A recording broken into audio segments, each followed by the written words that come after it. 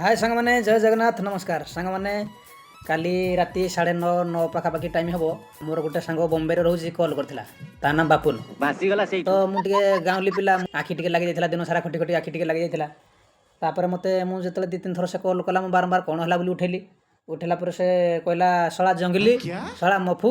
आबे 10टा time हेइनी तू एपर्द एते बेलठू सोई सारलुनी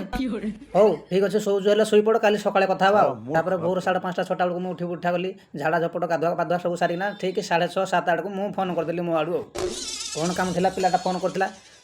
3 थर 4 थर खंडे फोन कला पर बिल्कुल उठेलानी तापर ता बौ उठेला फोनटा बोला कौन होला 3-4 थर फोन कलुनी कहली ना बापुन काली राति फोन करथिला तो कौन काम थिला बोली कॉल करदेली ता बौ कहले से तो शोईजे पर्यंत उठिनी लेट रे शोइबाटा बड़ कथा नहीं एते शीघ्र तुम उठी पारजो सेटा हला बड़ कथा सला बेसी बड़ बड़ कथबार्ता करछु तुम माने पराबे राति सारा अनिद्रा हबो दिन सारा शोइबो दिन बेले तुम घर